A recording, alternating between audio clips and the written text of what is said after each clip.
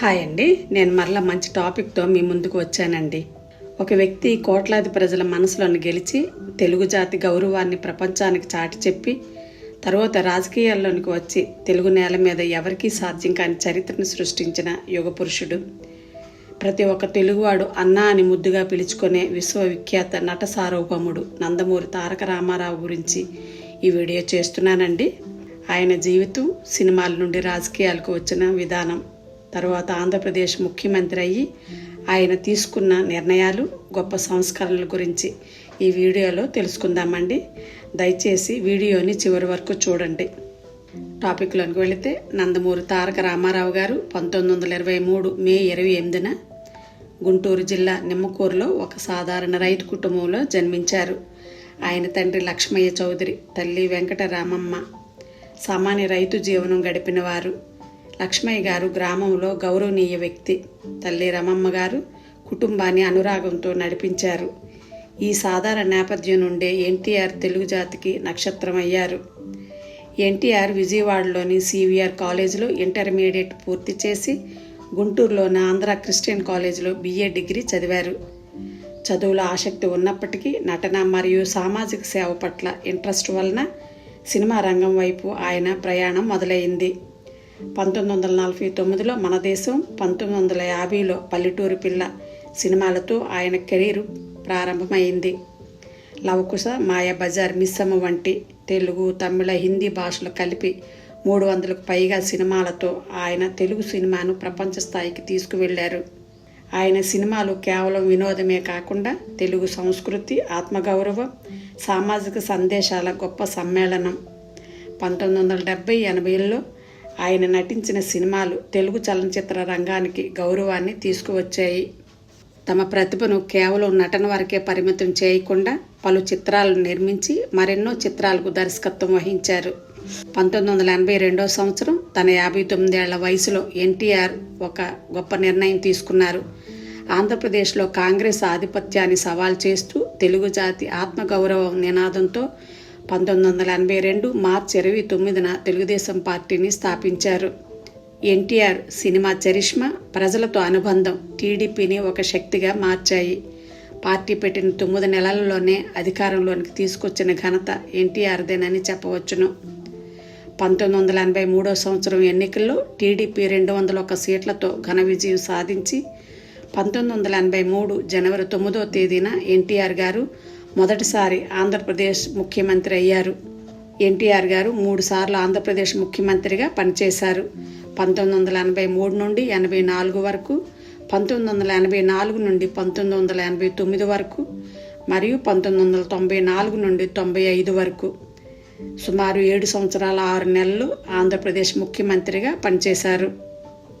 ఆయన నాయకత్వం తెలుగు రాజకీయాలలో ఒక కొత్త శకాన్ని తెచ్చింది. ఆయన ప్రవేశపెట్టిన పథకాలు పేద ప్రజల జీవితాలను మార్చాయి. ₹2 కిలో బియ్యం పథకం ద్వారా పేదలకు సబ్సిడీ ధరల్లో బియ్యం అందించారు.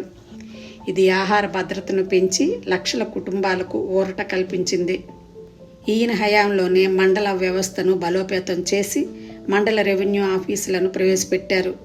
ఈ వ్యవస్థ గ్రామీణ పరిపాలనను ప్రజలకు దగ్గర చేసింది. రెవెన్యూ సమస్యలను స్థానిక స్థాయిలో పరిష్కరించేలా చేసింది. మరికొన్ని సంక్షేమ పథకాలను ప్రవేశపెట్టారు. మహిళలకు, రైతులకు, వెనుకబడిన వర్గాలకు ఆర్థిక సహాయము, ఉచిత విద్య మరియు ఆరోగ్య సేవలను ప్రోత్సహించారు. పంచాయతీరాజ్ శాఖ ద్వారా స్థానిక స్వపరిపాలనను బలోపేతం చేసి గ్రామాలకు అధికారాలను అప్పగించారు. అతని చొరవ వలన గ్రామీణ ప్రాంతాలకు ప్రాధాన్యత లభించింది. ప్రజల వద్దకు పాలన అన్నది ఎన్టీఆర్ హయాంలోనే మొదలైంది. ఎన్టీఆర్ సంస్కరణలు ప్రజల గుండెల్లో ఆయనను నిలబెట్టాయి. పేదవాడికి మేలు జరుగుతుందంటే క్షణాల్లో అప్పటికప్పుడే నిర్ణయాలు తీసుకునేవారు. ఆయన పాలనలో నీతి నిజాయితీలకు మారుపేరుగా నిలిచారు.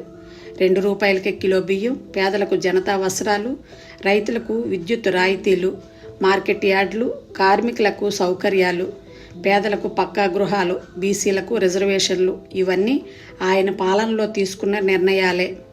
ముఖ్యంగా ఎన్టీఆర్ గారు ప్రభుత్వ సంస్థలకు, కార్యాలయాలకు తెలుగు పేర్లు పెట్టడం, దరఖాస్తులన్నీ తెలుగులోనే చేయటం, హుస్సేన్ సాగర్లో బౌద్ధ విగ్రహం, ట్యాంక్ బండ్ మీద తెలుగు తేజాల విగ్రహాలు 1986, 1987 మధ్యకాలంలో ఏర్పాటు చేయటం, ఇటువంటి నిర్ణయాలతో తెలుగు జాతికి సంస్కృతికి పునరుజ్జీవం ఇచ్చారు.